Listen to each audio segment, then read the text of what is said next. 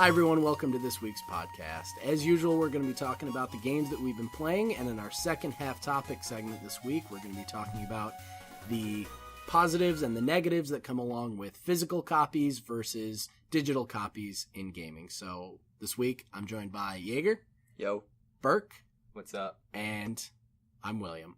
Burke, if you want to kick us off with your game. Sure. I have been playing 3 games. I'm mostly going to talk about one, and then I think me and Will will get into another one later. But just to mention something, I started playing LBX, Little Battlers Experience. Oh, nice. But I'm not going to talk about that because I'm What? actually doing a review for it. So Check it out on our WordPress Say site. it ain't so. yeah, I'm actually almost done with it. So just has to be I reviewed. think and all that whether or stuff, not I but- buy the game will be based on your review. Early podcast plug, I am writing a review. Nice. It will be there, eventually. So what I'm mostly going to talk about today is I recently came across some one on YouTube. His YouTube name is Superblaw. I've never watched him before.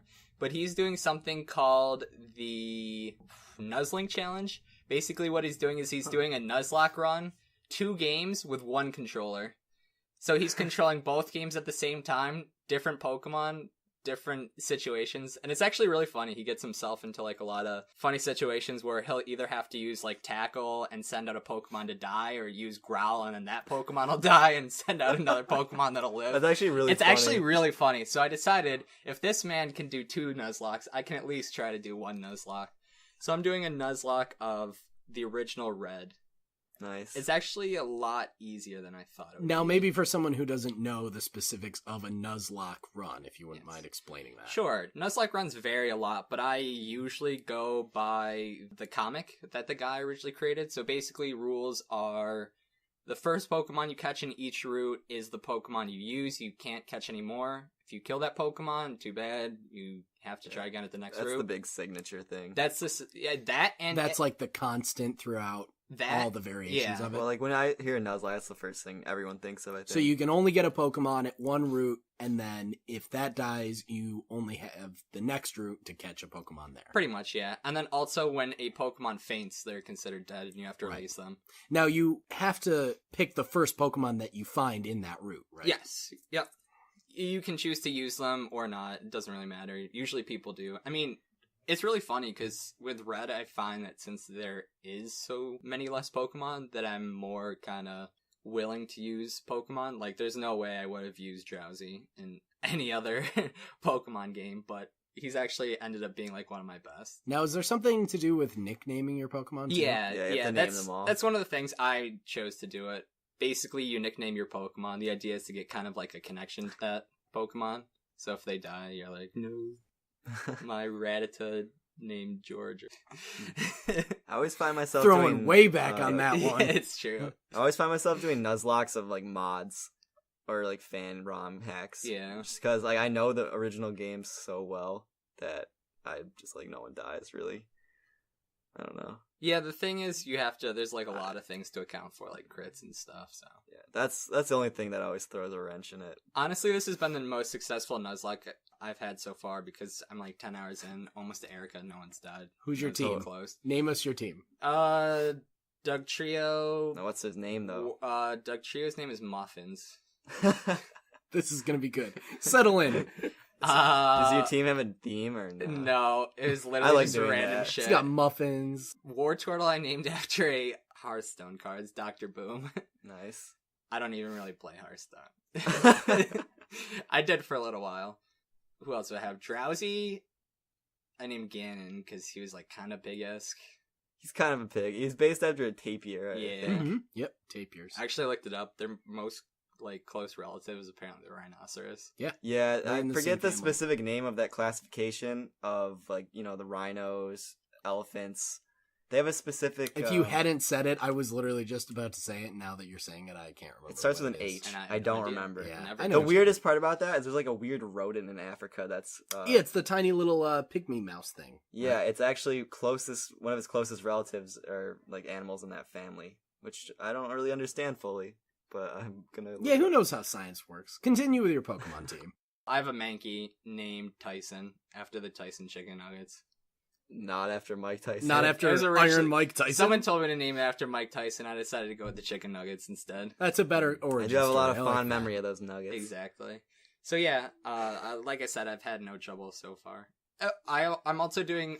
A lot of people actually don't know this, or at least a lot of people don't follow this, but the original comics do allow gift Pokemon and legendary Pokemon as long as they're the first Pokemon found in the area or city or town or whatever. Mm-hmm. Yeah, Well, so if you know the game really well, you can plan a strategy around that. Now, sort can you of. buy guess. repels? Yes, you can. Okay, so theoretically, you could go to where one of the birds are, use a bunch of repels, and just Essentially, get to the yeah. bird. Yeah, Right, that's what I'm okay. talking about. You do Okay. little things like Yeah. that. Also, this is probably the most I've bought, like, super potions, antidotes, all that fun stuff. Right, because you actually have to Yeah, really use Exactly. it. And I like the idea of it because, I mean, like I said, I've been playing Sapphire a lot. It's literally right here. And I think that it is too easy. Like, it's just too easy. It's Pokemon. Like, you know it like the back of your hand. Yeah. And even if you get into kind of a tight spot and, like, one of your Pokemon dies, then you've got enough Pokemon that are all like high leveled enough that you can just be like, yeah, right. Like, Yeah. send in this one. And Mhm.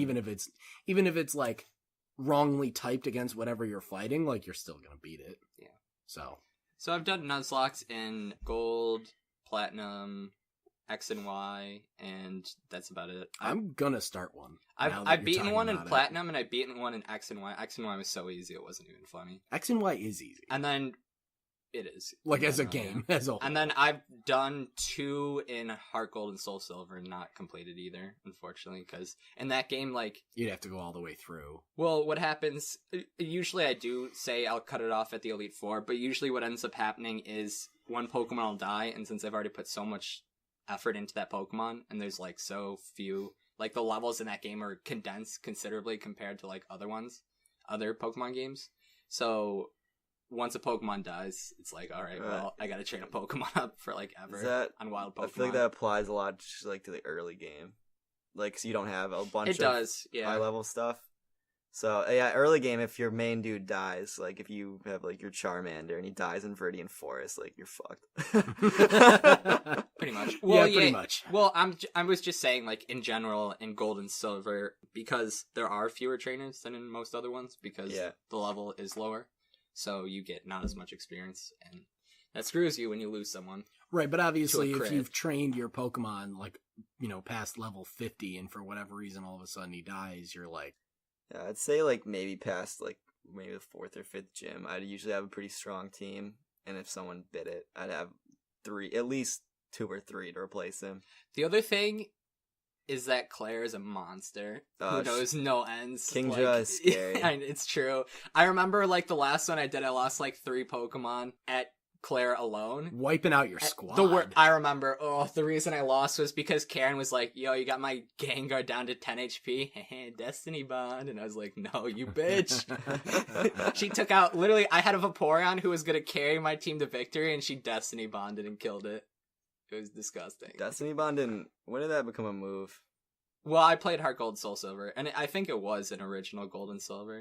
I don't remember that because I've only Nuzlocked 2 games, like Silver, original Silver, and Fire Red.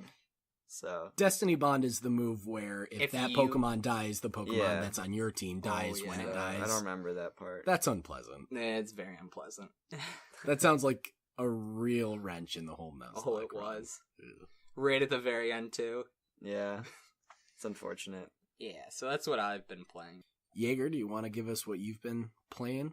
Last week I really like had an itch to play like a horror game or survival horror after I beat The Evil Within. So I started up Resident Evil Remake for GameCube.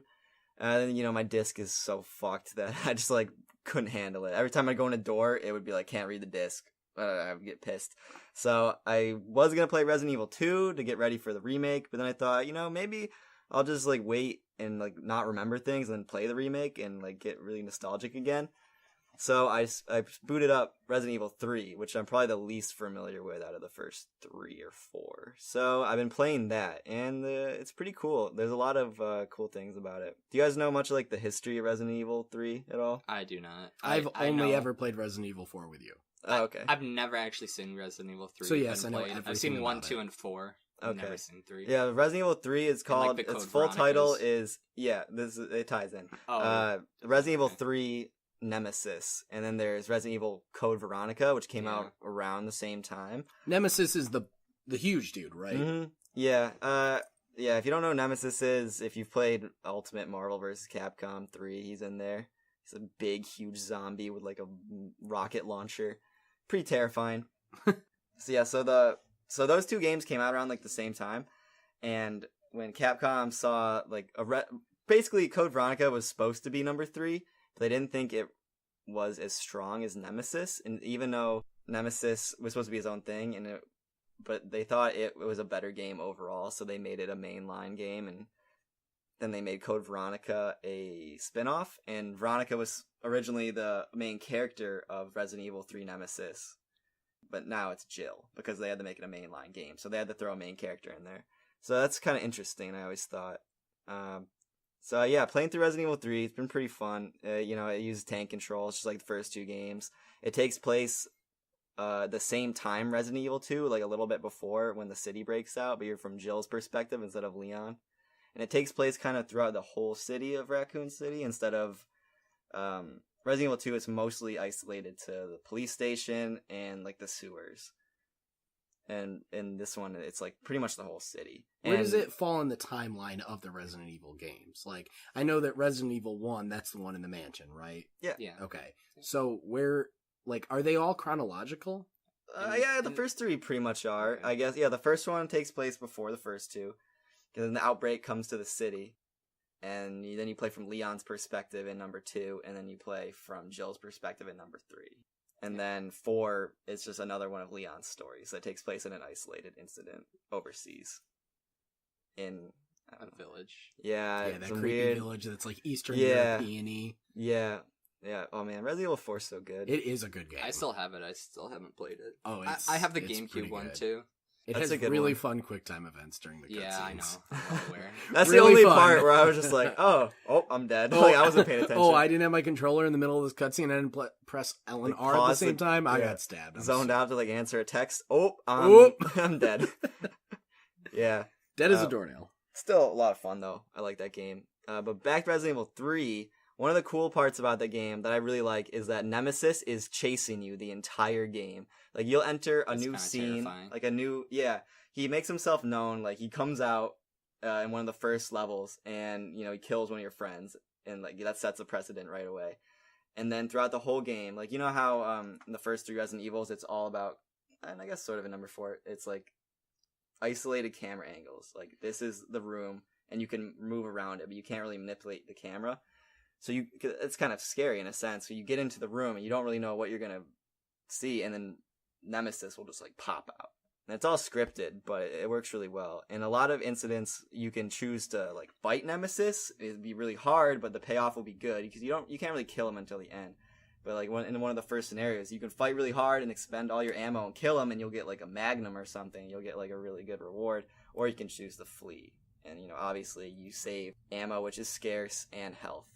That's a really cool dynamic, like optional, consistent boss throughout like the whole game that like you can choose to fight or not depending on the scenario that you're in at that moment. Like if maybe you made it through that level with like a ton of ammo and full health, you're like, yeah, no, I could do this. Like, I'm a big boy. I got my big boy pants. Yeah. Like, let's fight Nemesis. Yeah. Or if you don't, you can just squat out and not deal with it. The moments with Nemesis are a little more like indirect game design that I really like, where it's like it's fight or flight, but the reward's good. But then they take it to the next level and really force it upon you. There's a lot of sections in the game where there'll be like a cutscene and like Nemesis is coming at you, or a subway train or something's coming at you, or like a boulder from somewhere is like about to fall on you and crush you. It'll pause the screen and it'll be like, will you stay or will you like drop down the hole to dodge it? Yes or no. And then whatever you pick, Jill will do whatever automatically, and then you can't really tell, I guess, like what's gonna come out of it. But like, for example, if you stay and try to dodge the boulder, like, it'll give you control right away, and if you can dodge the boulder, you can get some prizes, and like the advantage is not having to backtrack. But if you go down the hole, you risk losing no health, but you have to like backtrack. That's pretty cool. Kinda It's almost back up. like So there's a bunch of things like that. it's almost like lifted from like a choose your own adventure book. Like sort of. It turn to seems page like it. this and like you get Mhm. this. And sometimes I remember in those it would be like go into the tunnel that the treasure's at the end of, and you're like, oh, I'm definitely going to do that. And it's like the tunnel that you went into was full of poison darts. You died, Yeah. and you're like, oh, Mhm. well that sucks. Or the Yeah. occasional R.L. Stein where, which one, this or this? You choose one. It's like, no, you wanted the other Yeah. one. They make you do the other one. Those are Actually, great. go to page 13, and then on page 13 it's like go to page 48. Yeah. This isn't what you wanted. Yeah.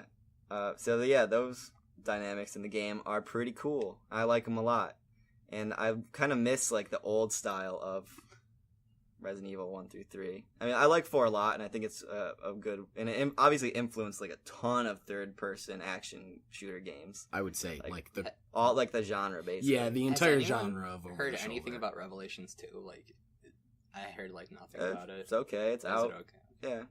Because I liked the Revelations one a lot. The game where Capcom was like, this is a Nintendo exclusive. It's Yeah. like, You should play. Sorry. yeah. You should It play. ended up being Yeah. Fake out. It was like super well received, so they're like, oh well, we can just sell them on the other consoles. Yeah. You should play like the original ones, or maybe the remakes or something. I know the Yeah. remake is on Steam now, number 1. I That one's played really Resident good. Evil Umbrella Chronicles, if that counts. Is that the I think that's the one that's like the shooter? shooter. Yeah, like it where you is. move along the Yeah, rail. yeah, like the House of Dead Yeah. sort of. Yeah, that's it's pretty exactly what dope. it is. Not as good as House of Dead, but still good. Nothing is as good. House of Dead 1 and 2 are so good. What I about love 3? those games. I don't know if I played number. Is there even a 3? I think there might It's be. I could be fan-made. wrong. Your typing of the Dead's pretty sweet Yeah. too. I It's like true. that too. So Will, what have you been playing? I have been playing Far Cry 2. I Nice. Oh, stuck cool. that in my Xbox the other day. I've been playing that. And I've played every game in the Far Cry series. I played Far Cry Instincts, Far Cry 2, Far Cry 3. I recently... Is Far Cry Instincts the first one? Instincts? Yeah, I'm not Or is it entirely like sure. A remake. It's of like the a first one? remake of the first one for it. So I've played all the like console, like Yeah. the ones that you know are kind of in order. And I played Far Cry 4, and I never fully beat Far Cry 4, and I should probably go back and do that. But Is that the one where you can save Herc in the DLC? yes, That one has like It's like all I remember. about that Abominable one. Also, Snowman Yeti also like DLC. the villain. I remember that was a big deal too back in the day. yeah, the villain in 4 is Yeah. Troy Baker. Yeah. The villain in I didn't 3 find him as strong as the one in number 3. Well, wasn't his thing? He was just like super racist or something. kind of yeah. don't I just know. remember Nah, he was like, like, the media making a The big deal. villain over in him. 3 was this like was Vaz. yeah, Vaz, and he was He a was good great.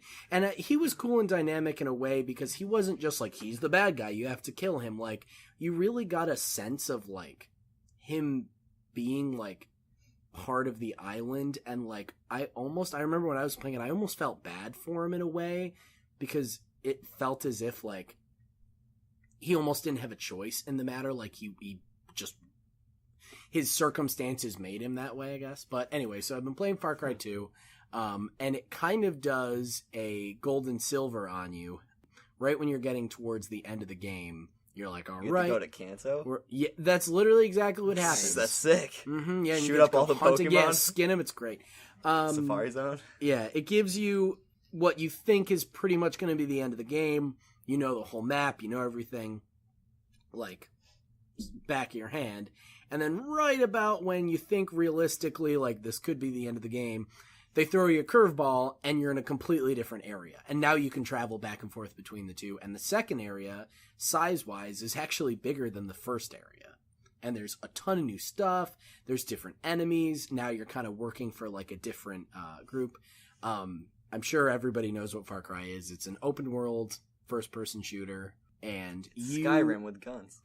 No, that's 3. It was how Far Cry Maybe 3 four. was Yeah, that once was like the described. campaign for, yeah. Skyrim with guns. So funny. Yeah, so Far Cry 2 starts off, and you have malaria. Really, really, Yeah, I remember really that, bad actually, malaria.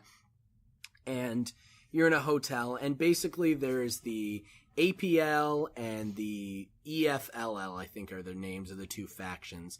And it's set in Africa, and in an unnamed African nation that's in the midst of a civil war.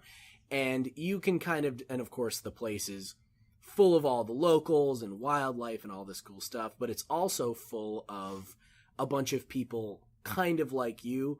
There's a bunch of like soldiers of fortune, mercenaries there, knowing like there's guns, there's weapons, there's diamonds. That's the currency in the game, is like rough cut diamonds, like blood diamonds basically, which is really cool. Blood Diamond being one of my favorite movies, and is also Leonardo DiCaprio's character in Blood Diamond is my potential fallback job if I like don't finish graduating college and like actually become like, you know, a person that works in finance. I'm just going to move to Africa and It's a good movie. Hopefully not replay. get malaria. No, I will not get malaria, but I will probably just be a blood Look diamond out for smuggler. mosquitoes. Yeah, definitely. I'll They got avoid 'em. all of them. So, it's a lot of fun. It's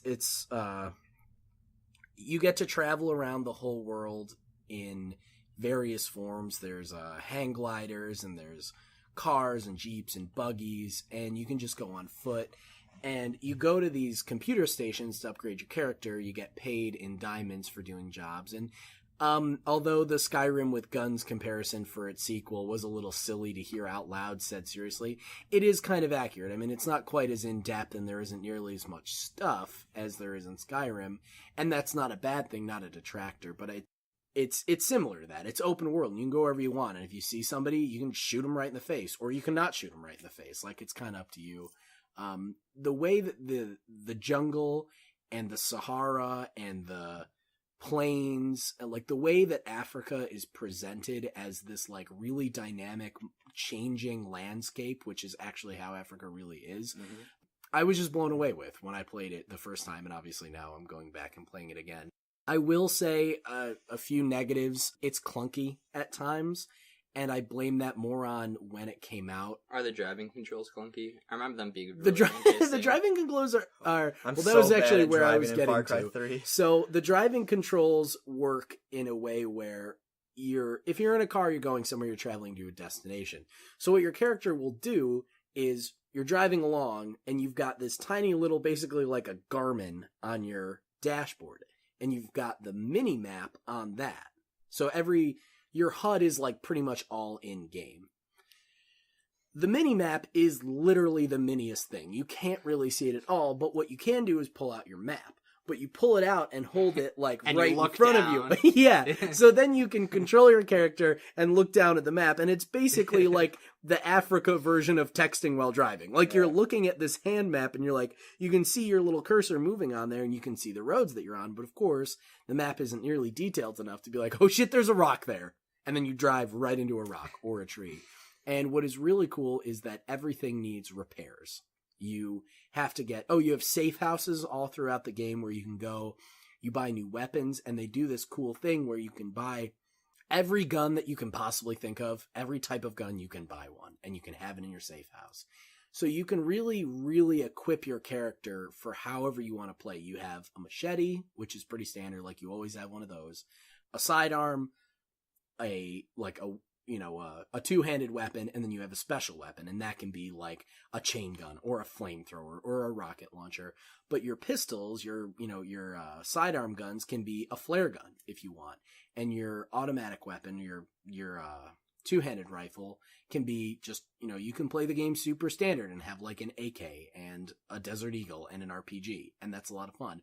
Or you can play it with a suppressed pistol and a long-range dart rifle and a flamethrower and C4 or something. It's super, super customizable, and you can do whatever you want. And I guess I'd honestly kind of, until this moment, I've been playing it because it's my favorite game in the whole series. Until this moment I started talking about it, I didn't even realize how much was in this game. But I would say that if anybody is looking for like a fun, really, really like expressive kind of game to go and play, that like you can, when there's so many games out these days that say play your own way, that's like such an important selling thing on the box all the time. And sometimes it's true and sometimes it's not so true. Far Cry 2 is a game that you can really play. Who made Far Cry 2? I imagine it's a Western game. It's Ubisoft. Okay. Yeah. It has very like Western. Like I feel like just Western game design is just like open world. It is, yeah. It's very popular, and I think that It's definitely a trend now. Yeah. Far Cry is cool because Far Cry Instincts is on an island. Far Cry 2 is in Africa. Far Cry 3 is on another island, but it's definitely a lot Isla different than the Sorna? one-on-one. It's more like And Far Cry 4... not as many dinosaurs. Yeah. Far Cry 4 wrong game. is in Nepal, basically. Like their settings are really, really, really interesting. And I think that's... I mean, I do complain They're very, about like, Ubisoft it's like a real lot. life, but in a way that you would never really experience it in real life. Like, if you went, like, up to a rhino, it would not just sit there. Yeah, it'd fuck your day up because it's a rhino. It's just an abundant... That's what I liked about number 3. There's, like, so much wildlife. Yeah, like, you can just be wandering through the jungle and it like, just a looks tiger really attacks pristine you. and cool. The Far I like Cry the setting. series is a lot of fun and is really, really, really well done open world explorative games. I would say the only issues that I have with it is, the driving, the map mechanic is kind of clunky and hilarious sometimes. It's like kind of like real life though. Like the driving number 3, it's like, that's why I don't have an issue with it. Man, I'm bad. Like this sucks. Why did I crash? Like, well, because I was going too fast and my reactions couldn't compensate for it. Like that's just like real life. Yeah, exactly. If you don't want to crash, don't go a fucking 100 miles per hour into a rock. Which you're totally used to in video games, because like in any there's racing usually video like a max game, speed. Like yeah, if I'm you're like driving just a hold that Mongoose at in full Halo, speed. like the like Halo. Sorry, like the max speed is like very controllable. But in Far Cry, it's not. Like no, you floor the pedal, your car will just go If you fast. can't react, you will crash. Yeah, and there's definitely a real sense of like when you take a corner too fast, especially in Far Cry, because you drive the car super, super fast on these tiny little mountain or these tiny little like dirt roads, basically. If you take one too fast, like you'll just roll your car. Yeah. And you might roll it into a ditch and have to get out and flip it back over and you pop the hood and you repair it and stuff. Or you might roll it off a cliff and you might die. So I think that's, I think what you said, Yaeger, was really spot on. It's very much like an interesting, realistic approach. It just has a learning curve to it. Yeah, it definitely does kind of have a bit of that. Yeah, It has the most learning curve out of like anything in the game. Yeah, the driving definitely does. Well, at least the number 3. The shooting mechanics, they're fine. I mean, they're not Call of Duty. You know, it's not super fluid and super accurate. It's a little bit of an older game. They're better in 3. They're a lot better in 4. 4 feels like a game designed to be a shooter, but I don't think it detracts from it. It's not hard in a way that's hard to master. It's a learning curve. The shooting, you know, in the game definitely has a little bit of that, but I would say that's what I've been playing and I love it a whole lot. It's a really good game. Are all the Far Cries on Steam? I know like 3 and 4 are, but 2 and 1? I don't know. I imagine so. I would imagine so. Yeah. I'm not sure. I could be wrong, though. I have not checked. I don't know anything about Far Cry 1. I don't even know where it takes place. It takes place on an island. There's jet skis. Okay. And there's some crazy stuff. It's much more unrealistic than the following Yeah, 3. I But know. I've seen some videos. subsequent ones. Are they even realistic? Much less I just meant, realistically like, presented. I just meant, like, I've seen videos. The AI is ridiculous. They can shoot you from, like, hundreds of feet away. No, that's still true. In number 3, Oh, at is least. it? Oh, yeah, no. fuck You yeah. play that on hard? Oh, You're on a man. mountaintop, some guy from a boat 100 miles away just sniped you in the face. Jesus. All right, Burke, so you want to bring us home here with your last game? So this mystery game that I kind of mentioned at the beginning, that I replayed, I played it before, but because of a game that's going to be out 3 days after this podcast goes up, I replayed Ground Zeroes. Because Metal Gear Solid is, like, as we're recording right now, like 6 days away. Yeah, it's going to be a little ridiculous. Can I just stay here after the podcast and play Ground Zero? Yeah, probably. I haven't mean, played it. Honestly, Oh, it's you like haven't? it's an hour and a half game. Oh, yeah, you got an hour and a half to short. spare. You can beat the hell out of that It's thing. super short, but I honestly, hope the like, mic picked up my wrist motion that I was making. It might right have, there. but It was the sound of me whatever. making really excited face. It's actually Yeah. just the sign of your watch, but you can put it all together now. No, that was his wrist. The bone's just jingling. Oh yeah, my wrist is It's shattered. broken, actually. Yeah, that's got to get put He was back. driving like at Far Cry on the way over here and So, crashed. Will, what was your opinion of Ground Zeroes? I know you played it like a long time ago, like around when it came out. I played it almost immediately after it came out because, okay, I will preface this with, if anybody doesn't know what Metal Gear Solid Ground Zeroes is, it is basically a demo for Metal Gear Solid 5: The Phantom Pain, and there was it took a lot of flack, and there was a lot of issues with it because it came out, and I mean, realistically, how long do you think it takes to beat? Like, honestly, an hour and a half. I Hour think to 2 minutes. It Or- took... hour to 2 hours. Very specific. It took me roughly an hour to beat it, Yeah. and I mean, I do like the Metal Gear Solid series. I play it. I'm good at them. So I would extend it to someone who's maybe new or not so good at the series to, maybe 2 hours, absolute maximum. And there is stuff after still. There is. And one of the reasons that it took a lot of flack was just because it came out. It was released for how many dollars?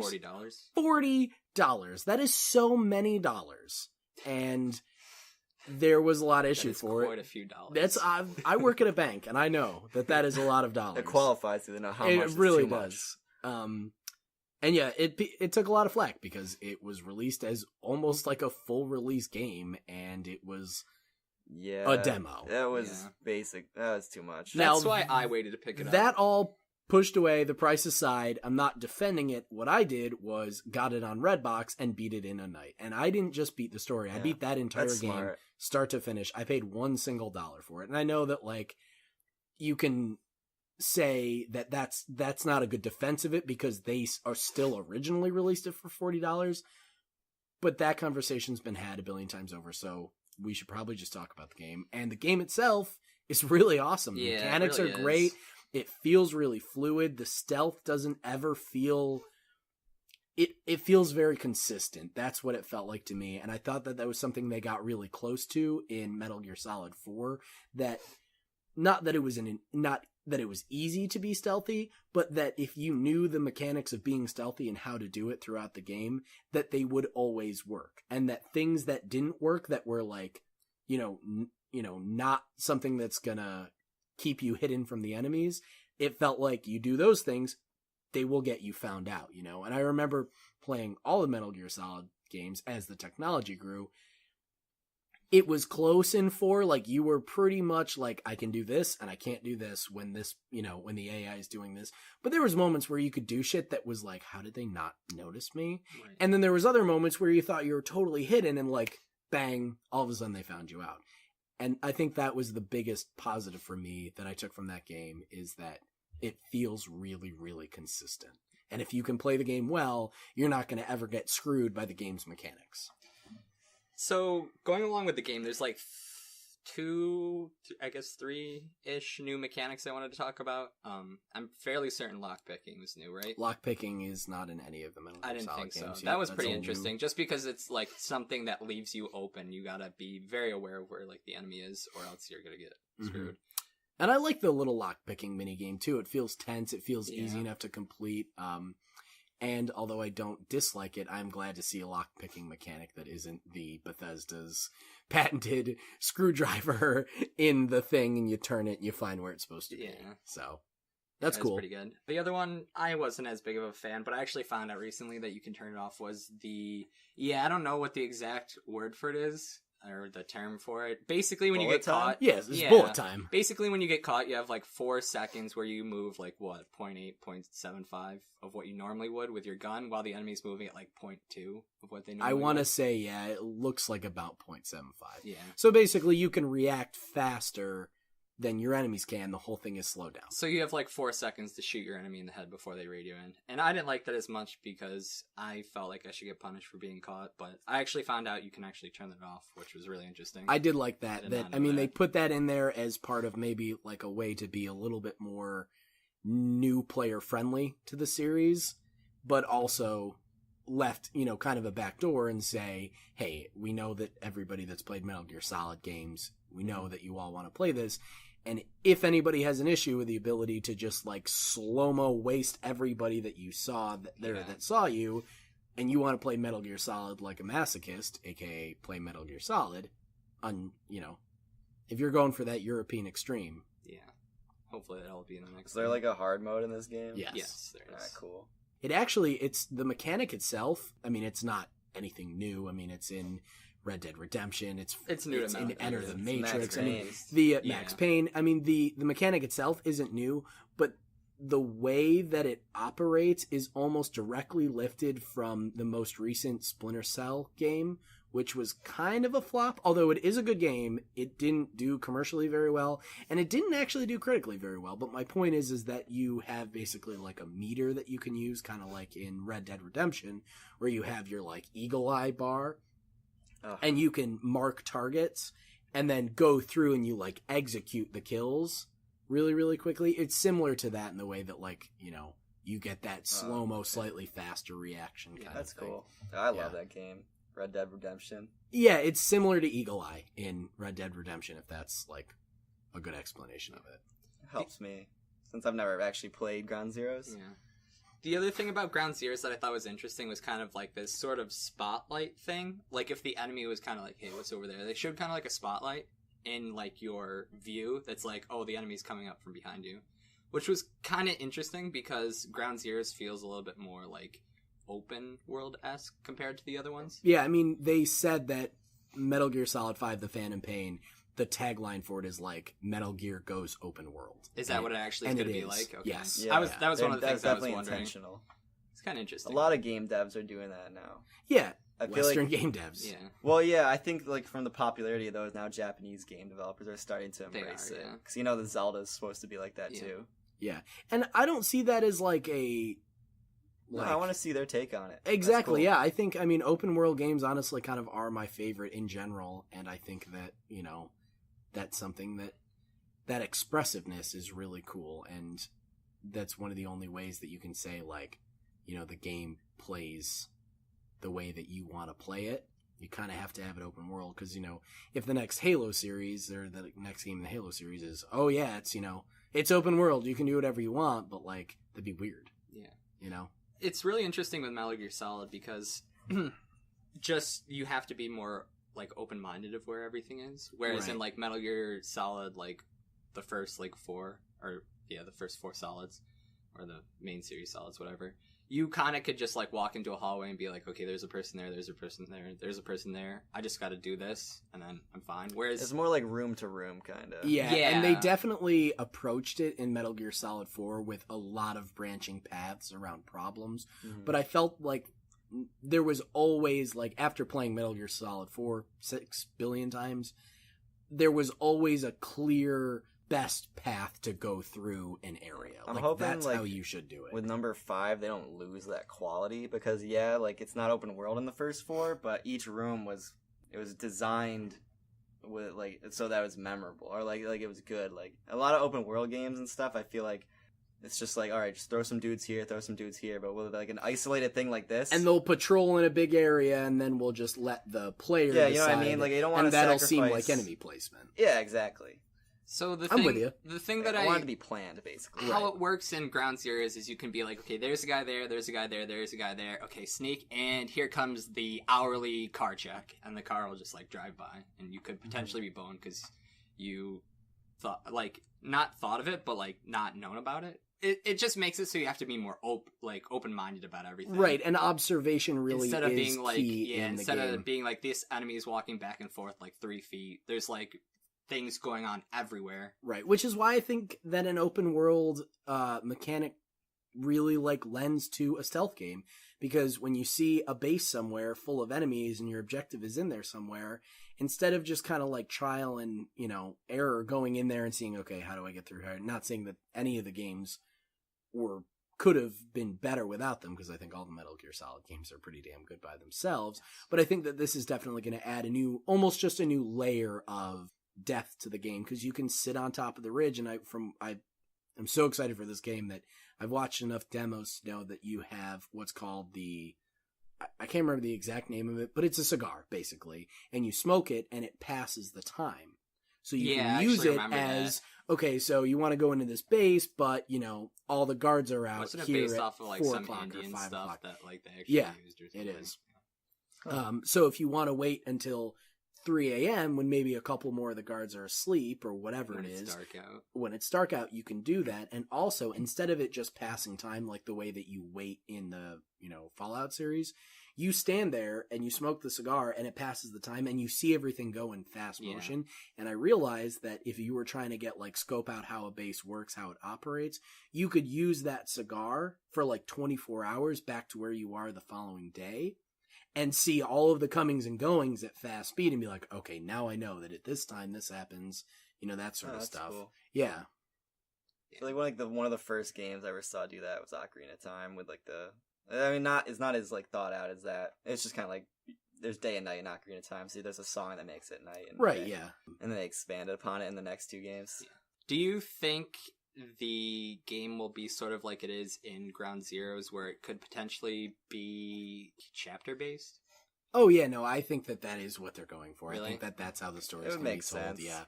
Yeah. I mean, why... I think that Ground Zeroes, like I said before, it was kind of like a demo. Like, why... They tried to get a distillation of all the things that you're going to be doing in Metal Gear Solid 5.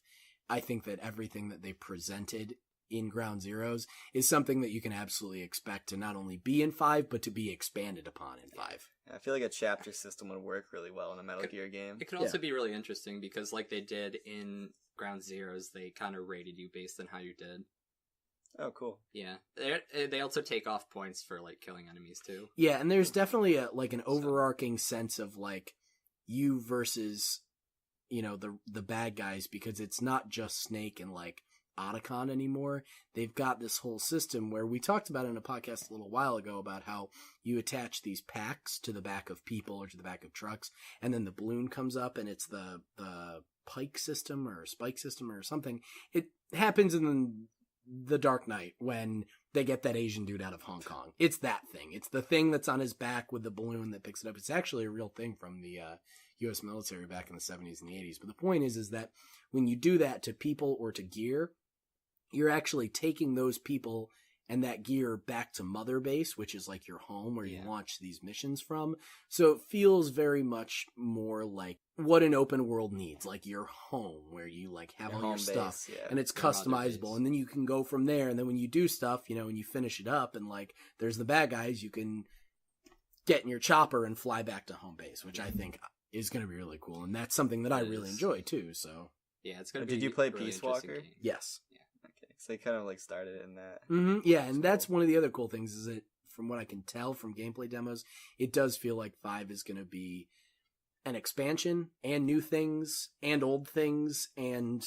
Dude, from what the early reviews have said, like, everyone loves it already. The lowest I'm I've seen is like excited. 95. Yeah, I'm pretty stoked. Yeah. Like, I'm excited. The hype Sure. train is definitely running at full speed. Yeah. It's less than a week away. I know. It's nuts. Next Tuesday. Did you know that I pre-ordered it twice? Really? Yeah, I pre-ordered it at GameStop, and then I pre-ordered it at GameStop like a month later. So you forget. And then the person was like, as soon as I went to swipe my card, they were like, wait, no, you already have this pre-ordered. And I realized that I tried to pre-order it I'm twice just going to without buy them knowing. on Steam. Because That's fair. there's not really... You can still pre-order As it, we're though. going to talk about... You can pre-order on Steam, Yeah. but Now, I'm this gonna is a wait great and segue, see. because Yeah. Burke's going to wait for a digital copy, and I'm buying the hard copy. It's true. And we will be back after the break to talk about digital versus hard. Physical. No, hard. Alright. Hard copies versus soft copies. It's so close.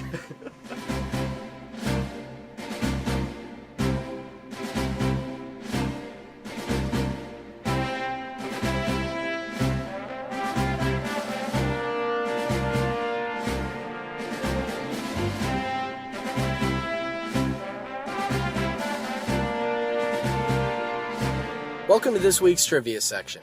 Our question today is, in Metal Gear Solid 2, the names of Raiden and his love interest, who is the eventual mother of his child, are a reference to what famous pair of lovers? A. Shakespeare's Romeo and Juliet. B. Jack and Rose from Titanic. Or C. Tony and Maria from West Side Story. The answer coming up in just one moment.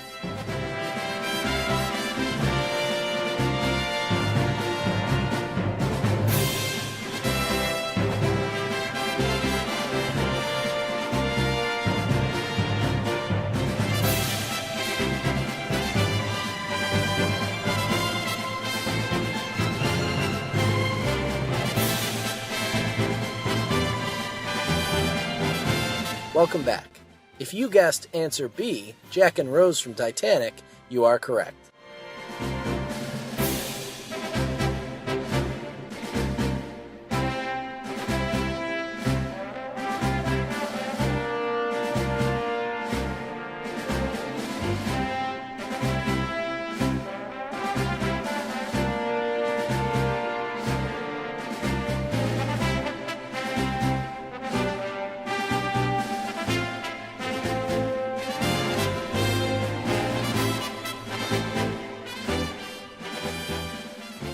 Hello, everyone. Welcome back from the break. Today we're going to be talking about the difference between physical copies, digital copies, and which ones we think are better. I know we're a little bit split here, as we talked about during the break, but I guess we'll dive into it. Does anyone want to voice an opinion first? Yeah, I mean, I might as well start. I think that there is definitely good to be had with digital copies. And I think this is just one of those things that really is preference, and there is good and bad to both. And I just love having a game, like a physical, actual copy of a game, a disc that I can have on a shelf and put into my console. And I don't think that that's ever going to change. And I think with, that scare that we all had, the entire gaming community had, leading up to the release of the Xbox One and the whole DRM thing, and then they said that, no, we're never going to have that, and then they had that patch that had to come out that people found out that it actually was originally implemented, and Microsoft kind of lied about whether they were going to have that or not. I think that hopefully shocked and scared everybody enough to realize, like, if you're going to pay for a game, it should be yours. And I don't think that is where digital copies are right now, but they have the potential to do that as opposed to hard copies where it's like you buy it and it's yours, even with Xbox's whole thing about, one game is linked to the console and that's how that's going to be. And then the internet and everybody that plays video games was like, yeah, fuck you, Microsoft. We're not going to do that. And Microsoft was like, you're right. We're not going to do that. That would be terrible. Yeah, We're also, hard. yeah, no, they hit the They back did, pedal but so I think hard. it was pretty good of them to backpedal. No, Because some of their things are kind of radical. no, and I don't feel any like, hey, good on you, Microsoft. Good for you guys. It was good of them to do that. Fuck you.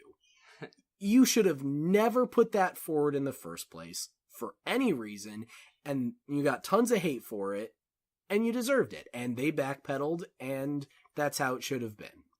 So, I mean, I personally think that hard copies are something that I always want a copy of my game, and also they, at least more so, kind of prevent the, possibility of, hey, you have a game, is it really yours? You have a saved copy of it. So, that's how I feel about them. I know, Burke, you feel a little bit differently, but... Being sort of like a PC gamer, I've spent like a lot of time on Steam, so I've seen kind of like the plus side of digital copies. And I also own like a lot of my Wii U games are digital as opposed to physical or hard, however you want to phrase it. Hard copies. Super Okay. hard. Yeah, the hardest copies. My you can copies imagine. are the hardest. But I just sort Harder of... than diamonds. Yeah. Harder than blood diamonds from Africa. There's a bunch of different reasons I like soft copies or digital copies, whichever. Take your preference. Can we go with hard and soft? Yeah, Can we just sure. decide on hard and soft? I Sure. think, that's better. So I will forget this. what I really like about soft copies is Go back to digital. Soft- Let's what I do really physical like and about- digital. Soft floppies? what I really What? like about digital copies Yeah, is it's better. one, I'm a lazy American and I don't want to drive out to the store. That's your defense for these things? That's one of them. I give all these great that's reasons, perfectly and you're like, fine. yeah, I don't That's- want to get in my car and drive to GameStop and pick it up. Convenience is a real thing. But the other thing that's to go that's along- a valid thing. The thing to go along with that, though, is a lot of games that I have bought recently. Says the guy who was a sloth for Halloween one time. I was like 3. Gee. Dragging up my past. My Grandma didn't even make you that costume. Alright, let's not get into this. But a thing that I really like about digital copies is that they're always there. Like, when Monster Hunter 4 came out, or when Fire Emblem Awakening came out, me and Yaeger tried to get both those the day of, and they're like, sorry, we don't have them. That's why There's you a whole... pre-order them. Well, there's a whole deal with Awakening where America didn't get them for like 2 weeks after it came out. And you could pre-order them, but I'm not a big pre-ordering person. I don't know why. Just I mean, I would have to... It's kind of. I would have to smart counter thing. that saying, like, just because you can't go get a copy at a store when you have the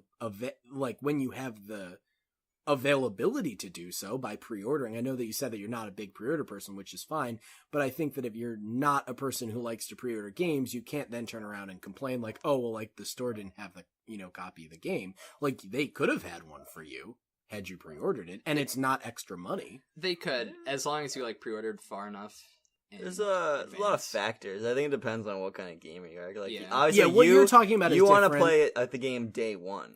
Yeah. Like, Right. So for someone like me, I usually wait it out. Yeah, and I mean, I think more of what I'm referring to is like if you showed up like at the midnight release for the new Call of Duty with no pre-order, and you're like, "Hey, do you guys have any left?" And they're like, no." Like, you can't get mad about that because. But I think the games that you're talking about are a little different in that regard. Yeah, they're sort of. There was not a line out the door for this game on day what one. game? Fire Emblem Awakening when we went. There wasn't. It was just like an issue. I don't think there's ever been a line out for that door on any day. Yeah. No. Just sort of like There the should be. availability is a big thing. On top of that, just convenience in general, especially with like 3DS games. I just like always having them on my system, so I don't have to like swap out. Tote around a whole bunch of games. I I have a shit ton of. I would DS and 3DS definitely, games, like I would Pokemon. definitely say that is the one side of digital that I'm like, that's super cool. You can have them stored right there. So, especially with like a mobile device that's on the go, especially that. because like your Xbox is gonna sit where your Xbox is and where all your Yeah. games are. But with your DS or your PSP, whoever the hell has one of those, being able to bring it places and not have to have like a little shoulder sash full of all your games is definitely a huge bonus. Yeah, in the end, I'm actually really happy that I ended up getting Monster Hunter 4 soft, digital, whatever.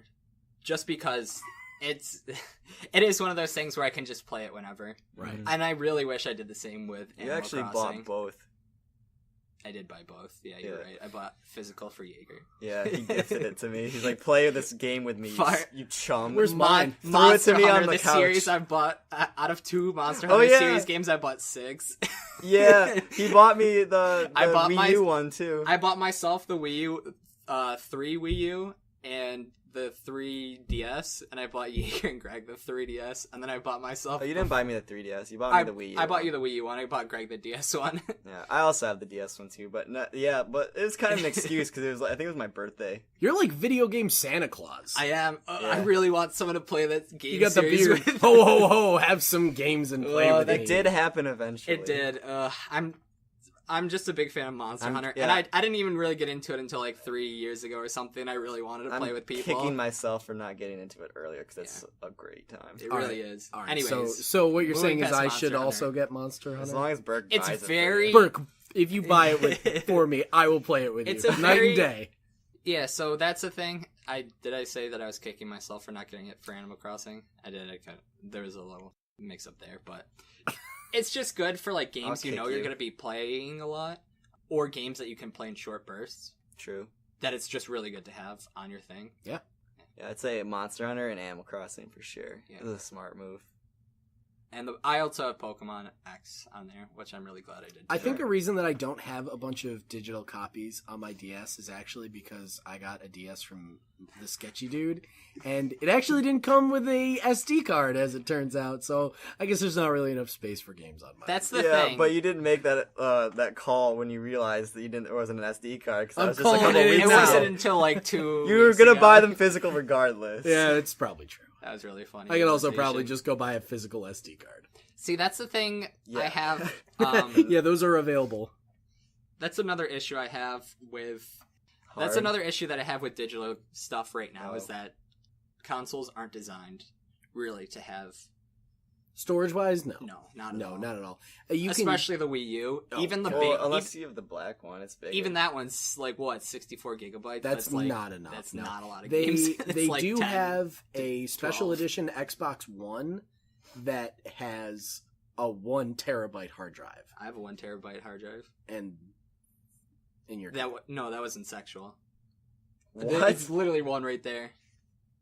That's attached to my Wii U. that's what I'm saying. But that's an Oh, external one shit. Yeah. that you bought. That's not Because part of the Wii U. I'm- And if you wanted an Xbox One with a 1 terabyte hard drive, you'd have to go pay extra money and like get. Yeah, you know it's what I not mean? designed that way. The Right, way that and I the think- market is, they want you to go out and buy the physical games. Right. Yeah. And 1 terabyte is a shitload of storage. Yeah.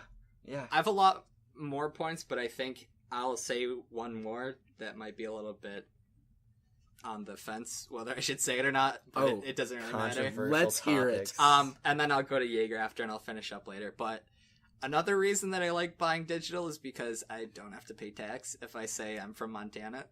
Oh yeah, that's really funny. Yeah. He's like trying to save a couple pennies over here. Hey, it's like $5. Really? I've never seen The that. games Well, you buy it's on like Steam almost- sale are it's like almost like- $5 anyway. It's almost like 10%. Like, it's like 8% sales tax over here. So like a $60 game's like almost $5.50. Huh, I don't think I've ever experienced that. But Maybe then again, like 4 something. I buy a lot of my console games physical. But yeah, so- as long as I say I'm from Montana, I don't have to pay taxes because they have Well, no you sales are tax from over there. Montana.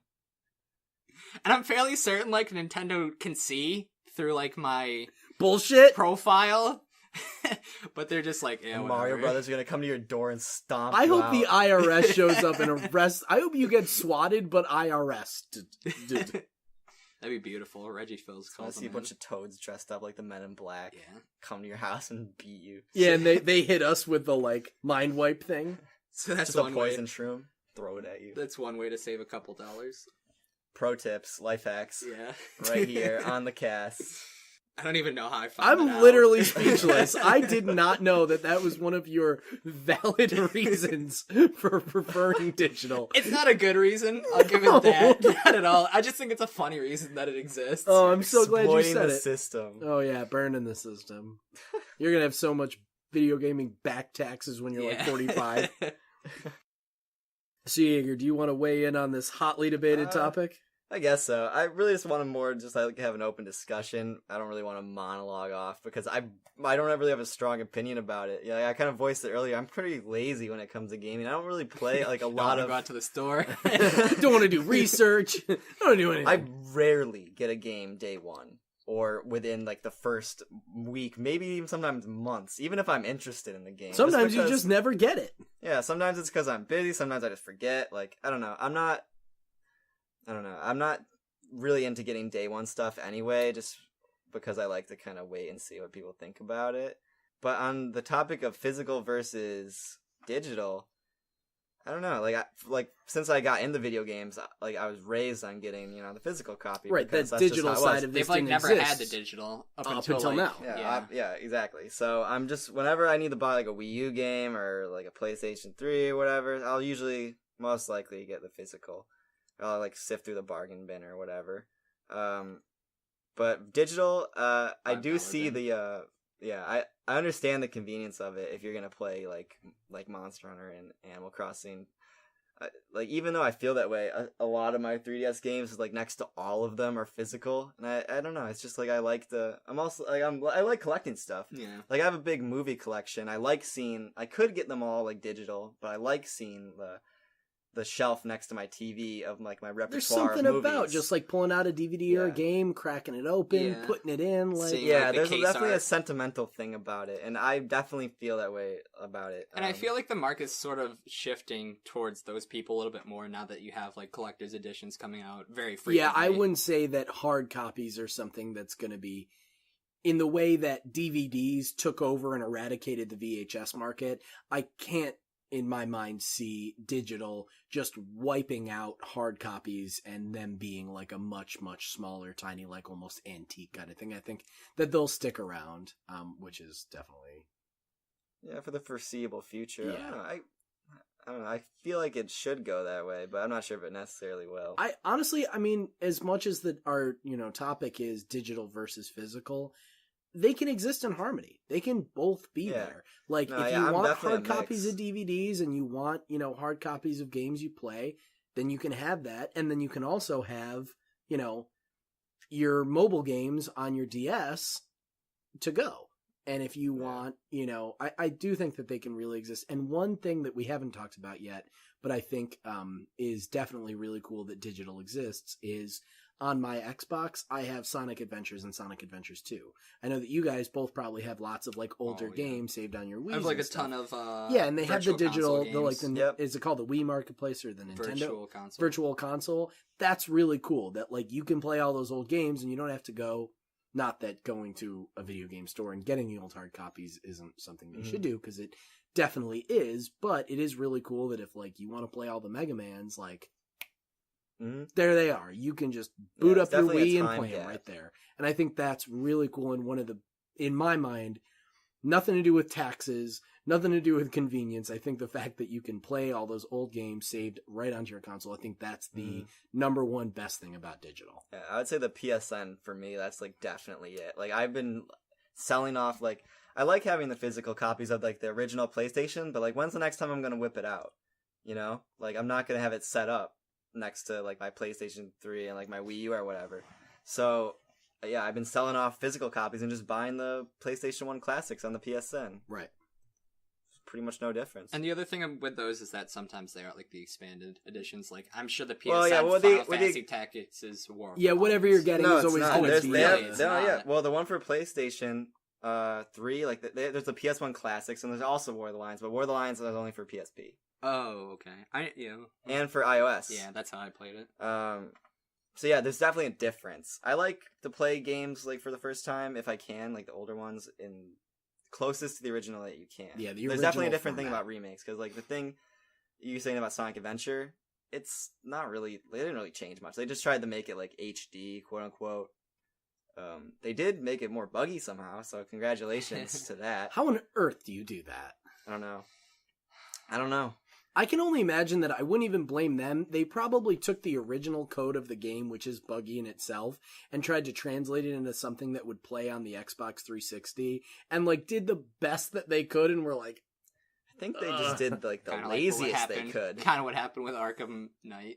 no, nothing like they what just happened. threw with it that. up there, and they were like, "Oh, this is a completely different system." And then Yeah, they back. just shipped out the PC versions, but we're like, yeah, just it's the Xbox one. It'll be fine. Just put it in your PC. Who even cares? Yeah, I don't think they really tried for the Sonic Adventures to port them good.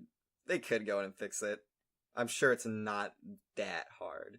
Other people have done like ported their games. If you're telling me that like fans can go in and do this like just the same, like that'd be like watching a burning building and the firefighters are like, oh, we tried, and then like a civilian walks up and like grabs the hose and does it themselves. They walked in and it's like, oh, it's kind of hot in there. Yeah, it's not even worth it. That's probably what they open up the code to Sonic Adventure, like, oh, it's pretty hot in there.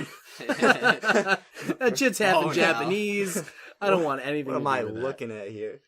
So I was gonna mention, I don't remember what your point was because we kind of moved away from it, but my point about the old video games. yes, okay, the old video games. It makes it so a lot of games become available to our market. Like I can think of yeah. Also very true in something Earthbound like Origins. Beginnings. Earthbound Origins, even just regular Earthbound, like that was so rare that if you got like your hands on it, yeah, that's another you great probably thing. spent hundreds of dollars. So you could spend like $50 on like really rare like wild guns, or like even way more than that, or you could just buy it on the for like $10. Yeah. Your other That's option really nice. before that, I mean, you could also get like some sort of illegal ROM and download it online, but I think that having a ROM of a game is much less sentimental than like actually having the game. Whether you have it, saved as a digital copy on your Xbox or on your Wii that you bought from the marketplace, or you know what I'm saying? That's an interesting point. Can I interject for the thing about Earthbound? Because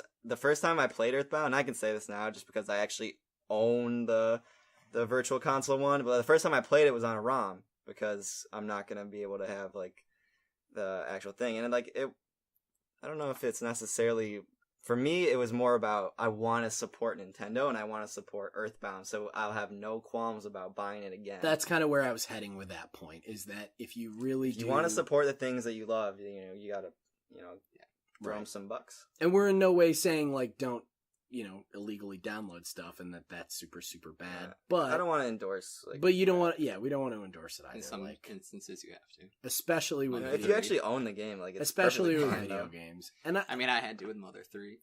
And I think that this Yeah, that might fan be a translation's topic really for good. another week, the whole, like, buying and not downloading and all that sort of stuff. But I mean, would you download a car? would you steal a purse? Stop. I just saw that the other day. I watched the Boondock Saints on DVD, and that like super 90s, like, would you steal a car? Would you steal a purse? Would you steal a cell phone? And the cell phone was like a super old brick one. Like that played before the DVD on the movie. Good. So, yeah, I mean, like, some great games almost definitely would not have come here. I mean, the two off the top of my head are the original Sin and Punishment. There's no way that would have made it here, because by the time it made it here, we had the Wii, and it was an N64 game. Yep. And also, Ace Attorney 5 would not have come if it was not for download only. That's a good example.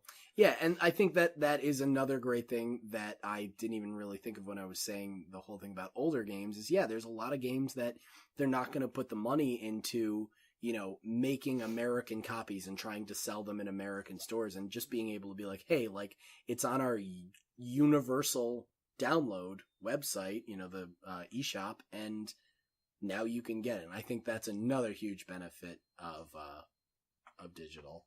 Mm-hmm. Yeah, I think things are definitely moving in that direction. Yeah. One more thing that I wanted to talk about the benefits of digital is, we've actually talked about this before on the show, is the all around positivity that surrounds younger generations playing older games. And I think that, we've said it before, it doesn't have to be like, oh, like, you kids don't know anything about you don't know anything about gaming because you haven't played Mario 64 and you haven't played this and that.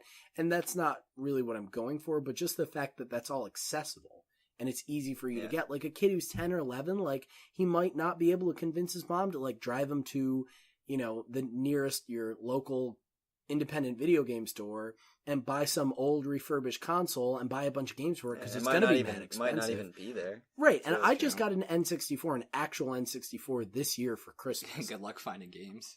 I've already got a whole ton of them. There's ways to get it. Yeah, but I think more of, like, what he was talking about is, like, for maybe, like, your kids. For younger kids, exactly. I have the resources to do it. Where did you get N64 games? Like, in person? Did I get them? Where did you get them? Did you get them from just the local game store? Yeah, I drove all around. I drove to 4 game crazes before I realized that I could call them, because they have telephones there, I have their number. which is really cool. Yeah, they have cards. You could just hit up, like, Amazon, eBay. That's true. That's the one place. I really didn't want to wait because I really wanted to play Mario Kart that night. That's another thing. That's another issue I have with buying stuff over the stuff or email, internet, whatever you kids are calling it now. The World Wide Web? Yeah. Al Gore invented that shit. But I thought that was global warming. Anyways, that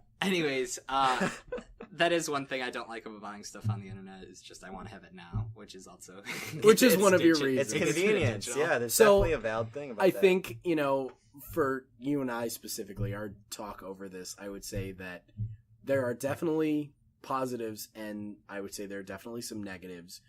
But again, I think that it's an argument that, regardless of what side you're on, I think that they can exist together, and it's a good thing that they both exist. Yeah, you don't even have to pick a side, just, pick the side of both of them. Do whatever makes sense to you. So Yaeger, did you have any more points? Or are you just here for the conversation? Yeah, I don't know. I don't... that wasn't pointing fingers. I was just asking. If I don't really have like I'm not hardcore physical or more towards digital. It's good to know that you're not hardcore physical. Yeah, I'm at really least you're shape. not hardcore hard. At least you're not hardcore hard. I'm pretty. That would just sound weird. No, yeah, I don't like how we started saying that. But yeah, I mean, to sum it up, there's definitely a sentiment of having like I like collecting things that I like games and movies. And I also I'm not going to go way out of my way to find Mega Man X3 for the SNES and get it in box. That's just unrealistic for my financial spendings right now. And it also is cheaper to buy them. Where I could just buy it on the Wii U Virtual Console. And Nintendo still gets supported, they still make money, and we still get to play old games. Yeah. Mm-hmm. Yeah, but the thing with Steam too, I'm looking at getting a PC sometime in the near future, so I've been building up the Steam library. I have no problems with digital games. If it's if I can experience a game the best way on the PC, but I can only get it digital, that makes sense to me. Yeah, they don't really make that many physical copies of games for PC. And on the PC it makes sense. Like you said, the consoles aren't really designed for digital copies. Your PC is. Yeah. Yeah. There's not really a PC video game store anymore.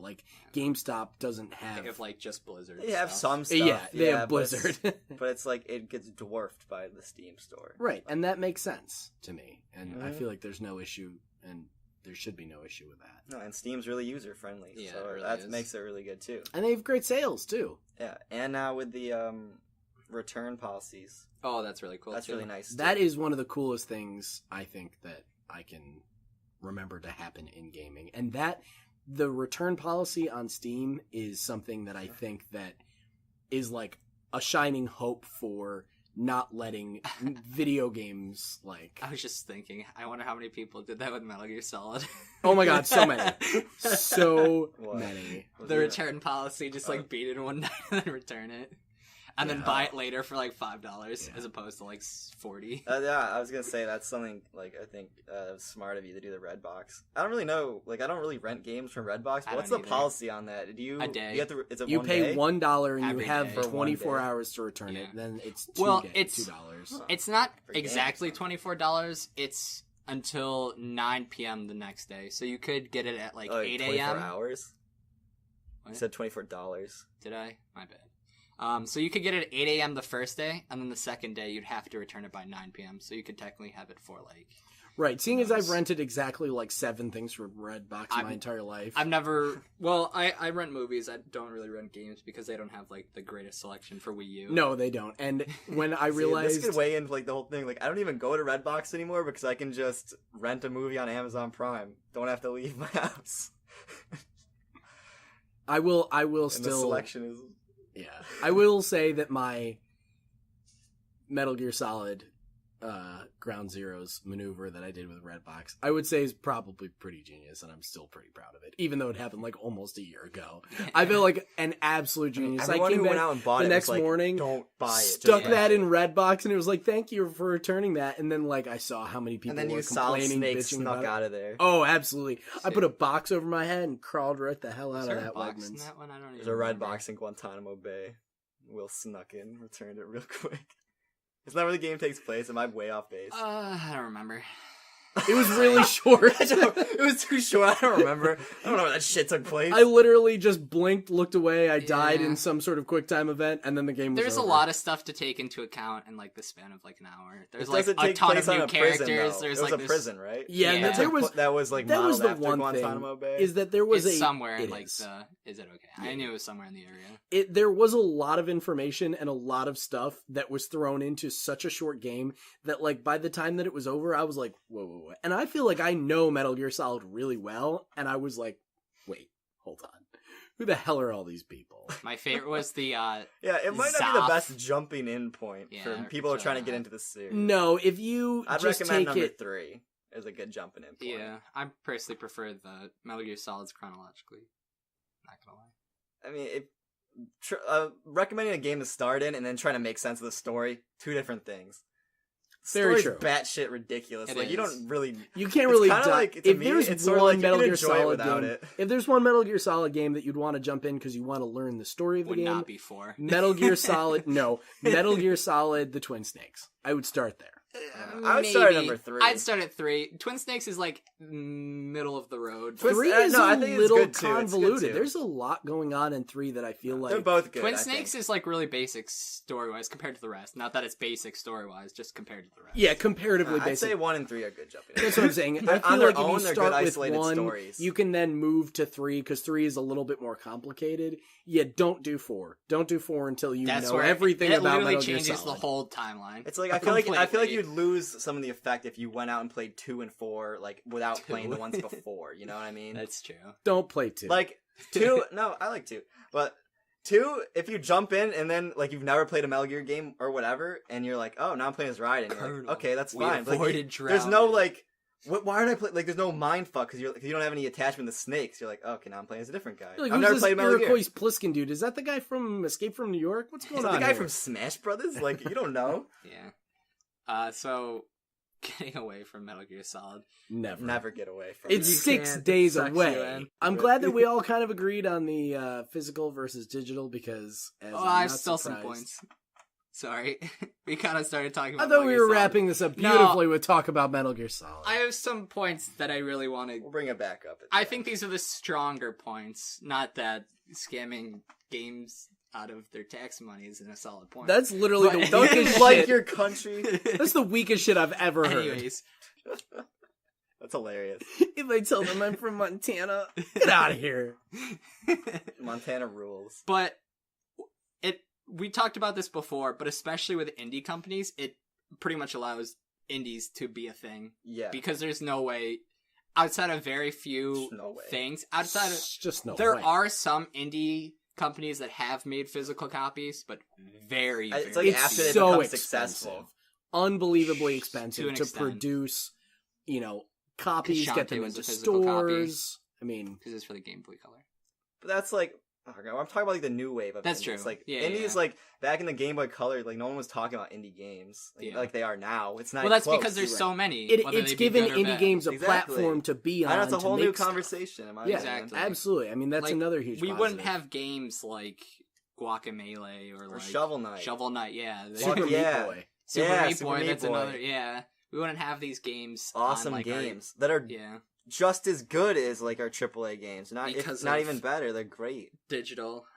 Also, we mentioned this before. Price wise, I mean, Yeah. that's amazing. It's a game that like you get like equal value out of like entertainment wise and enjoyment for less money. It's cool. Yeah, I mean, price wise in two regards. One, that you can get them for really inexpensive, especially during like Steam Mhm. sales and stuff, And you're supporting them. and you're supporting them. But also because it allows the developer to set the price themselves, as opposed to it being like 50, So you 60, don't have to say 40. you're from Absolutely, Montana. and that has a lot to do with the physical copy versus Yes. digital copy because It's also a point I was gonna bring up. a game designer makes a game. They don't directly sell their game. It has to go through GameStop and Walmart and blah blah blah, and all those places have to make cuts from the profit that they get. Whereas here, Steam probably takes a tiny little I don't know sliver, how much whatever it is. honestly, yeah. Whoever's listening is probably Googling that and figuring out that that's totally wrong, and Steam takes 99%. We're all wrong.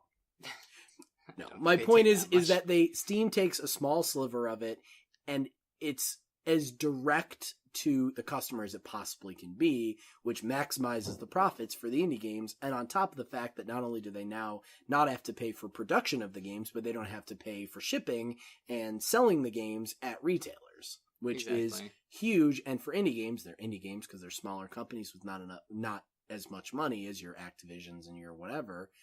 They get much more money to then make more games and bring them almost directly to you through Steam, more of as a conduit than as like, a stop on the road, if you will. Yeah, and it also, one, it lets them choose their prices, and two, it also lets them release it for less, because like we mentioned before with Phoenix Wright 5, it was only $30 because it was a digital, so they didn't have to pay for like the store shelves, they didn't have to pay for the artwork, they didn't have to pay for like the booklets and all that Right. paper and stuff. So it does allow the company to release it for less just because they don't have to put as much money in, but it also allows the Well, I'll jump in and add Okay. something else here because it also makes so that, this company that who makes the Ace Attorney games? Capcom. Capcom makes Capcom. Ace Attorney 5 here, right? Yes, and hopefully Let's the next one comes say to they America. make Please. Let's say they make a physical copies of it and release those. They either make not enough, or any game company really, they make a game and they either make not enough, Yeah. or more often That's what I was they make I just way too remembered many. that's what I But was with gonna digital say. copies, they make exactly the number of games that they're ever going to sell. Mm-hmm. Like they release 500,000 copies of it in physical format, and maybe X number of them get bought. With the digital ones, they release and sell exactly the same number that they made because it's digital. They don't have to worry about over or under producing. Exactly, and that becomes like an issue with a lot of stuff, especially since I pay attention to Nintendo stuff. They do have a lot of issue with that sort of thing, in the sense where I'm sure this is going to happen with like the Animal Crossing game come out, but it's probably going to be one of those games where they just put a bunch on the shelves and then they probably don't really sell that well, and then they're just like laying there. Like, Those are the wasting games that you profits. see when you're looking at the video game wall and you see, one copy of this, one copy of that, one copy of this, and then 700 copies of Fable 3, and you're like, Yeah. was that, you know what I mean? And that does happen to games that that don't do as well. When you see them at the store, I was just looking at this the other day. I went to our local video game store and I saw that there's a handful of crappy games in the used section, and you could tell which ones were bad games because they were jutting out way farther from the wall because there was 9 copies of them Mhm. there. So That's another positive thing that comes from digital. Especially on the other spectrum, Nintendo's also sometimes pretty bad at releasing like enough stuff, as you can see with like Amiibo. Yeah, they're usually pretty good with the games, though. Yeah, I guess. It's always better, at least for a company, Amiibo, to they underproduce didn't have than experience in overproduce. it. Because at least with underproduction, you haven't wasted money, and Yeah. you've got demand, which just generates more profits that Yeah, it people does. want them, unless you underproduce to a point where it's extremely infuriating. But with overproduction, you do that, and, like, you're boned. Yeah. Like, you can't take that back. You can't have those games destroyed and returned. There's no return policy on a game that you had created. And the worst part is, like, they don't really have a choice. Like, you have to compete with everyone else. Yeah, you need exactly. your game out there on the shelf. Activision, they don't At least for the AAA. They don't worry about that. Yeah, they look at their numbers and they're like, Call of Duty, I don't know, make 10 billion. This It's game's going to sell printing so money. many. It's literally printing money. But And Doritos. Taco Shell. it could also help certain situations. Like, I don't know if you know about this, Will Yaeger most likely does, but recently it's come to light by this guy named Chris Pratt or something like that. Chris Pratt is an actor. Not He's in Chris Jurassic Pratt. World. I don't remember what I his don't know if name you've was. seen that movie. It's really good. It's got dinosaurs. Chris Pranger? I love dinosaurs. I think his I name was love actually... dinosaurs. Burke loves I do. dinosaurs. But I'm fairly certain his name was Chris Pranger. He was a Nintendo Treehouse person who came out and said a bunch of stuff that he should not have. I mean, Yep. I know what Nintendo That Treehouse controversy is, is but great. saying that he was a Nintendo Treehouse person with no understanding of what that means is pretty he's funny. pretty much like a spokesperson. Yeah, Nintendo Treehouse is their PR, soapbox. essentially. Yeah, their PR department. Part of it, yeah. But he came out and said a bunch of stuff, especially with like localization. He said sometimes they have to bite the bullet for the fans in order to do it. He especially pointed out Xenoblade Chronicles. Apparently, Yeah. I will admit I don't know anything about this. Yeah. So what did he say? basically he came out and said just a bunch of stuff about the company, but Wasn't mostly he, like, talking part about of the localization team? see, the thing is, the Treehouse does they're like the first party localization people. If Nintendo's going to do it themselves, they're going to give it to the Treehouse, and you can actually see that in Star Fox Zero. Okay. Almost all of the bosses are voiced by Treehouse people. Huh. He's Chris Pranger, I'm pretty sure his name is. He's actually the first boss from Star Fox Zero. Huh. So, but basically, what he said was that localization can be tough and it can be costly, and sometimes they have to do it for the fans. And Sounds like he was speaking the truth. they pointed out Xenoblade Chronicles, Nintendo of Japan just wasn't about bringing that over. And so that's Nintendo why they of did America, it through, everybody got the English translations of them, and they're... well, what happened was It's not out yet, isn't it? the regular Xenoblade Chronicles. But basically what happened was Nintendo of America had to fork over a shit ton of money to another Nintendo and be like, okay, can you please send this game over? And that obviously cost them dearly. How I imagined it is like Reggie just kind of sent Like, I him a wanna check. made a this paper game. airplane out of a check Yeah. and was like, here you go. all the way across the water. Oh yeah, he hucked that shit right to Miyamoto, and he was like, But yeah, I mean, that could have been, we obviously did digital stuff, but it didn't do, like, current digital stuff. Like, the Wii U right now is doing Wii games, so if it was one of those things that it was the Wii U era, it could have been one of those things where they could have just released it onto the Wii and just not had to pay so much for it. Mm-hmm. So, I feel like you guys are right, and I too like physical stuff. Like, I like artwork and like physical kind of The case, brochures, yeah. the cases, the art, all that stuff. and but- there's a lot of valid, objective reasons why those are good, and also subjective reasons, because that's what we grew up with. That's what we know. Yeah. And I think that makes sense that people our age kind of say, like, no, like, I want to hold it in my hand. I want to Yeah. have a game, you know? And you also brought up the point that some people argue that you don't actually own the game if you own the digital copy. Yeah, and I think that is something that there's a lot to talk about there, and I think that we should do that as a topic sometime down the road, because that is similar, but is a whole nother can of worms that maybe should be discussed at a later point. I just thought of something interesting. What's that? That kind of is backtracking to what you were talking about with the localization. Okay, so a new One Piece game came out a couple days ago called One Piece Pirate Warriors 3. And what the past three games have done, instead of, just by case, there was a lot of backlash when One Piece came out because of the horrible English voice acting and the script and all that shit. So a lot of American fans of One Piece only really like there's a large demand for just the original content. So there's no English voice acting in these games. It's just the Japanese audio and because that's how the fans in America prefer it. Right. So I wouldn't even mind. I watch a lot of anime and I like Japanese stuff, and I would not mind at all if Xenoblade Chronicles X came here and it was just Japanese voice acting. I had to read subtitles. I think it sounds more natural, personally. Well, they did sort of do that in the original Xenoblade. Yeah. You could switch it over to Japanese And that voices. totally you makes... can, but there's I wouldn't also be... the other, and they had to yeah. pay to do that. And that One totally Piece, there's makes no sense option. because, I mean, when you sit down and watch an anime, do you watch it dubbed or subbed? It depends.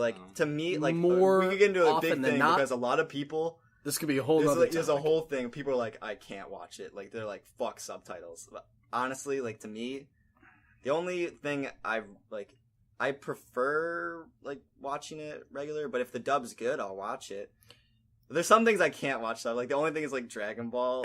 I would if I could watch it dubbed every time, I would. Just because I grew up with it. I think that definitely is case to case. But I would say that people who do watch anime lean more towards you're going to watch subtitled unless the dubbing is good, in which case you'll watch the dub versions. Sometimes. But I think that kind of points out that a lot of dub versions aren't always really the best. So I'd say there's not a lot of money behind it. Right. Anime is kind of like a niche thing. It's growing exponentially. Right. And it's huge over there, but to transport it and have a localization team, for whatever country you're bringing it to, that is a lot of money. So I think that what you said about games coming over and just having subtitles, and you said the thing about the One Piece fans, that makes sense. Because real One Piece fans who, watch it, if the dub isn't very good, they're going to watch the subtitle on the anime. Why not on the game?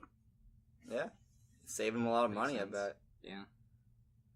I would say overall, I think we can kind of agree that we all It's a mix, but we also have ones that we kind of that we lean different ways towards. But I would say I can look around at you guys and say we agree that it's a good thing digital exists, and it's a good thing that hard copies exist, and they can live in harmony together. We'll see. Hard and soft. We'll see what Nintendo does with it. Hard and soft Not together too in hard. perfect harmony. Yeah. But not too soft. I mean, we'll see what Right in the happens middle. with Nintendo's next system. Yeah, that's also very true.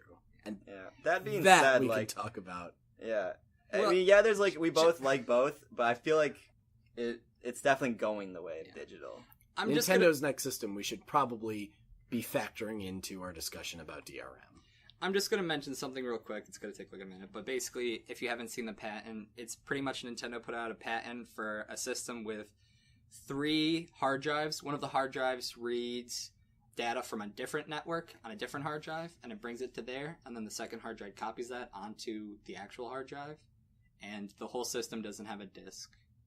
So either they could be going straight digital, which I think sort of makes sense for Nintendo, seeing as I feel like they do have a little bit of an issue with sort of the Under and shelving. overproducing. Yes, I think under it's and very overproducing. forward thinking of them. Either that, or they could go back to cartridge, which I have no idea how they would do that with modern technology. That would be so gangster. That'd be the Nintendo's dopest shit. Yeah, right, kids. Check out these cartridges. Ocarina of Time 2. You gotta blow in it. That'd be the best slogan. You gotta blow it. And with you gotta corrode the wires. I could just imagine that Reggie Phil's thing of him going, but instead at the bottom it just said, "We blew it." Okay, we gotta forward this podcast to Nintendo now. Yeah. Just make the that last happen. couple minutes. Make This that is happen, genius. please. All right, so I guess we're good. Wrap up. Okay, I actually have a few things to mention before we go. First off, the song used in today's trivia section is called Road to Cerulean City from Mount Moon, and that is taken from Pokemon Red, and this rendition is actually taken straight from the Pokemon anime. On top of that, we are going to do a new topic in 2 episodes, where we don't have a name for the topic yet, but basically what we're going to do is all 3 of us are going to play a game that we haven't played before, or at least haven't played in a long time, and we're just going to kind of take the whole 35 to 45 minutes of the topic and just kind of go and dissect the game and what we liked about it and how it's held up and all that stuff. What the hell are we playing? We're playing Pikmin. Woo! All right. I have not played the original Pikmin. I have played it a billion years ago when I was a kid. I know, I remember you said it made you I haven't nauseous. played any Pikmin games, so I'm excited. I played Pikmin 3, so oh man, I'm it'll excited be interesting. for this. Yeah, it'll be an interesting take. So on top of that, we obviously have our website, WordPress. Yeah, go visit our WordPress. Yeah, guys and their games. Yeah, go visit our website that we Just can't go to even agree on what WordPress, it type actually in guys is. and their games. Check out our reviews. Of LBX. Look out for upcoming reviews and hopefully Upcoming we'll reviews have, from William. He's going to write one. Yeah, It's going to be hopefully great. we'll have some Let's Play stuff up there, and We we'll will. be able to link you to our upcoming YouTube channel. We have been doing a Let's Yes. Play. Also, check us out on Twitter at Guys and Their Mm-hmm. Games. And Facebook, guys and their games. And also, one last thing I wanted to mention was we did update our logo thanks to the lovely Yaeger. So That was the weirdest way you could. I so know. lovely. The he's lovely. so lovely. Oh, he's But- a lovely chap. Yeah, so thanks to him for updating the logo. Yeah, and also, if you guys have anything you want to say, put them down in the comments. If you want to see us Let's Play a game, we'll absolutely do it. We'll do everything in our power to do that. We'll find a digital copy of it. We'll find a hard copy Or of if it. you have any both. Find suggestions so for many our copies. upcoming segments where we all play a game, like, obviously you won't know what games we have and have not played, but if you want to see us talk about a game, whatever, we'll do it. I Yeah. think that'd be fun. You can put it in the comments or on Twitter. Would also be really good as well. Yeah, But- go to Twitter, Facebook, WordPress. But anyways, like we said, follow us on Twitter, like our Facebook if you enjoyed us, and hopefully we'll see you guys next time. Thank you too for coming. See you later. See you guys. Peace.